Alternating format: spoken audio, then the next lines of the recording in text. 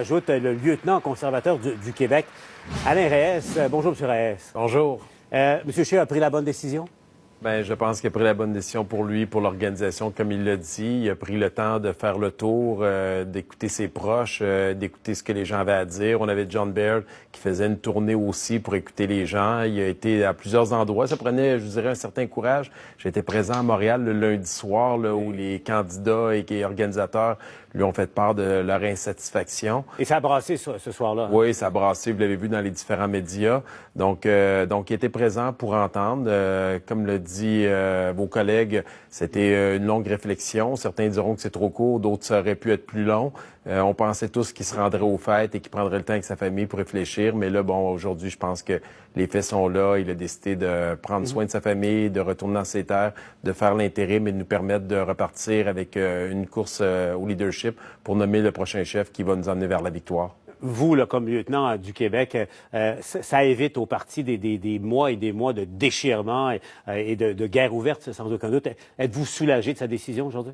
Bien, sincèrement, on avait hâte de savoir clairement là s'il voulait continuer à se battre ou laisser la place à d'autres. On sentait la grogne, là. Ça serait malhabile pour moi de vous dire le contraire. On le voyait sur le terrain, et pas juste au Québec, dans les Maritimes, en Ontario, même un peu dans l'Ouest, peut-être de façon un peu moins importante, mais c'était présent. Donc, les gens ont vu, on n'a pas réussi à gagner. On a vu comment Justin Trudeau était affaibli. On espérait tous la victoire, et on n'a pas réussi au Québec avec les candidats. On avait la plateforme, mais avec les enjeux sociaux, c'était difficile. Donc, je pense qu'il a pris la meilleure décision pour lui, pour l'organisation. Puis ça, là-dessus, vous allez me permettre, moi, je l'ai appuyé depuis le début lorsqu'il s'est lancé à la course à la chefferie. J'ai fait campagne pour lui. Il m'a nommé lieutenant.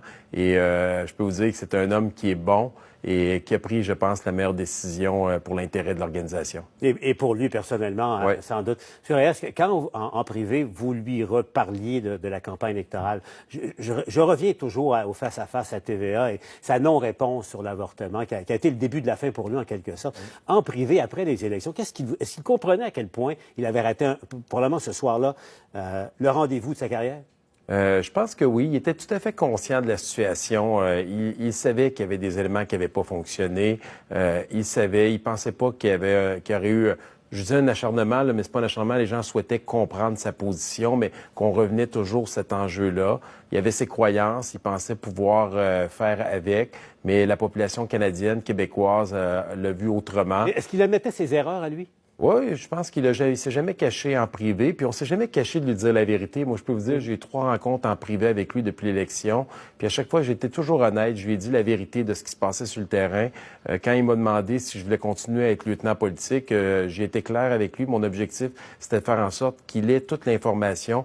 Oui, sur les membres du Parti conservateur au Québec, mais le sentiment de la population du Québec sur ce qu'il souhaitait avoir dans un Parti conservateur et projeter aussi les demandes du gouvernement du Québec à Ottawa dans notre organisation. Donc, je pense qu'il souhaitait bien comprendre la situation. Il voulait trouver les failles. Il voulait voir s'il pouvait, il pouvait les réparer, il pouvait mieux faire la prochaine fois. Et le résultat, je pense aujourd'hui, il parle de lui-même. Il a décidé de laisser la place à un autre. Avant de se laisser, M. Reyes, vous souhaitez une course rapide pour lui désigner un successeur? Bien là, je pense que l'Organisation nationale va se pencher sur 3 scénarios. Là, je suis pas dans le secret des dieux, mais il y a 3 scénarios possibles à mes yeux. Premièrement, une course très courte jusqu'au mois d'avril et se servir du Congrès. Reporter le Congrès tout simplement au mois de juin ou à l'automne, ou tout simplement maintenir le Congrès, mettre les règles en place et se propulser par la suite à une course à la chefferie. Vous, M. Reyes? Oh non, pas du tout. Non, je vous le dis tout de suite, j'ai beaucoup de respect pour les gens qui mettent une pause sur leur vie personnelle. C'est un grand sacrifice déjà d'être juste pour être député, candidat. Et lieutenant. Et lieutenant, bon, je peux vous dire que les 2 dernières années ont été assez intenses de mon côté. J'ai pas envie de faire vivre ça à ma famille, à mes enfants, à ma femme. Je les aime trop en ce moment, puis je lève mon chapeau à tous ces hommes et ces femmes qui aspirent à devenir premier ministre du Québec ou du Canada. Ils ont tout mon respect par rapport à ça. Avant de se laisser, M. Reyes, on faisait tout à l'heure la liste des candidats potentiels. Il y en a 5 ou 6, là. Je pense à Caroline Mulroney, les noms circulent, Bernard Lord. Je ne demanderai pas si vous avez déjà quelqu'un en tête, vous, personnellement. Ma question va être, parce qu'il y en a un là-dedans qui parle à peu près pas français, est-ce que vous pouvez imaginer un parti conservateur qui se désignerait un chef qui a de la difficulté à prononcer 2 phrases correctement en français? Non, je dirais que pour moi, là, pour la suite des choses, il y a 3 critères qui sont essentiels. La première, je veux plus rentrer dans les enjeux sociaux.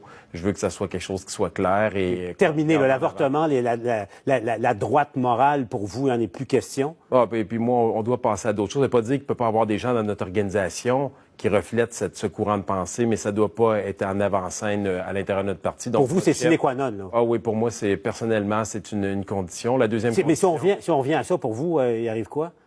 Si le prochain chef revient ou la prochaine? J'y crois même pas. Je pense pas qu'on va se rendre Non. là. Je pense que les gens sont très lucides en ce moment. Ils ont vu ce qui s'est passé et on doit regarder en avant. Deuxième question, la maîtrise des 2 langues officielles. Clairement, ça doit être un enjeu. Et le troisième élément, je vous cacherai pas, la place du Québec, qu'il y ait une oreille attentive, une écoute et une sensibilité à ce que l'on vit. On est une société distincte. On est une nation. Ça a été reconnu par le Parti conservateur. Et ça doit se refléter à l'intérieur de notre plateforme électorale et dans les discours que l'on porte. Donc, l'histoire des idées, la droite morale, la maîtrise du français et de l'anglais, et ce que vous venez d'évoquer, la place du Québec, pour vous, c'est pas négociable pour l'avenir, là? Ben, pour moi, ça va faire partie des 3 éléments qui vont me permettre de porter mon jugement sur la personne que je vais décider de supporter et pour laquelle je souhaite travailler ardemment à faire en sorte qu'il devienne le prochain premier ministre du Canada un conservateur. Merci, M. Reyes. Merci d'avoir été avec nous à la joute. Ça fait plaisir. Merci.